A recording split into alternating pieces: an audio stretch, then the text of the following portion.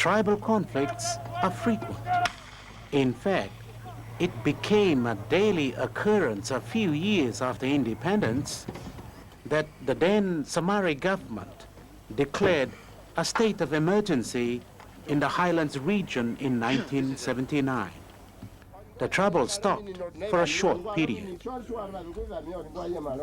To this point, every district in Enga has had its share of tribal clashes. The number, the frequency, and the magnitude of destruction to property and loss of lives are such that no one, not even police, has proper provincial records. But some statistics have been kept. Although incomplete, it is nevertheless something to go on from. The general conclusion is frightening. You can't help but wonder whether there is any authority at all.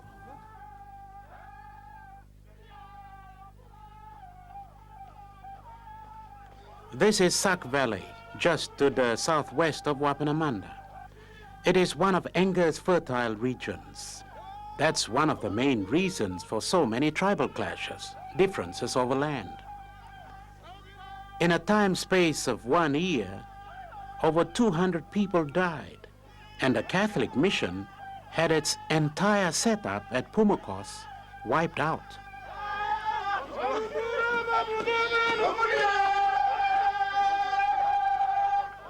The process of destruction began He would kill me anyhow. in the 90s.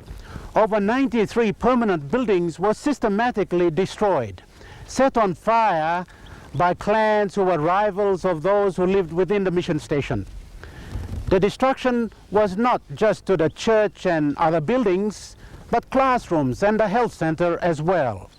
It was the end of years of work, as well as value in excess of about 3 million kina. They burned first the father's house, and then the church, sisters' convents, and many more buildings like the hospital, completely new, built, just built, not open yet officially, and primary school, catechetical center. So we estimate about more than 90 buildings burned down within a span of a year. That's a lot. Father Cass was the parish priest of 2 Catholic stations at Wapanamanda at the time of the Troubles, Pumakos and Pumakos. Tribes at war within the Sac Valley could not comprehend the value of schools and health facilities within the mission station. There was even anxiety over Father Cass's life. Was always afraid that something may happen, but I was more afraid to travel by car because people may have not known who was traveling. And by motorbike, I was the only one traveling around, so I was sure that if somebody wanted to kill me, he would kill me anyhow, either by car or by motorbike. So I always traveled by motorbike, almost every day, through the fighting area. Sometimes they stopped me about a kilometer before, when there were the really hot spot when there was a fighting. So I stopped, waited for a time, and listened whether there were any gun shots heard.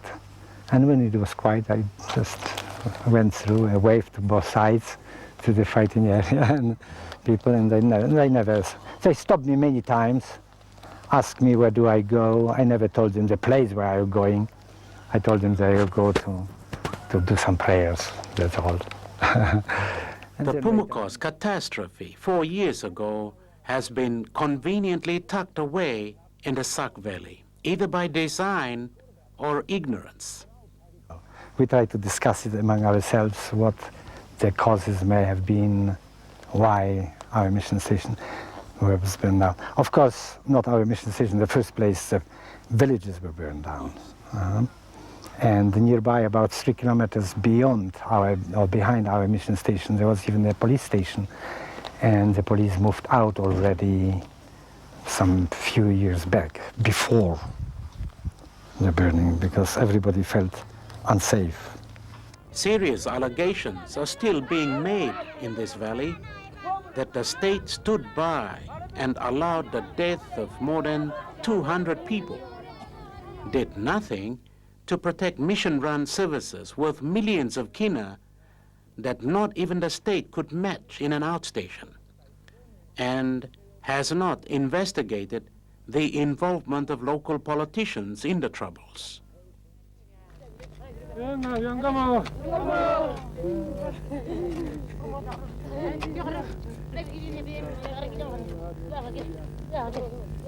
Today, Sak woman and Father Stan are trying to make a fresh start, but it will take years before Pumakos station comes anywhere near to what it was. I'm not in a hurry to go ahead with rebuilding. I think it should be a longer process. I believe the people should do it themselves now, even the house for the parish priest. In all the seriousness of the situation, there is a human side. These two lodge-type buildings are, in fact, water tanks of the cathedral-type Pumakos church. Full of water at the time of the fires, they withstood total destruction. The tanks have now been converted to a kitchen, a bedroom, and even a living room for Father Stan. Very comfortable, warm and warm during night and cool during day, and space enough for one person. Oh, I can accommodate even some visitors. No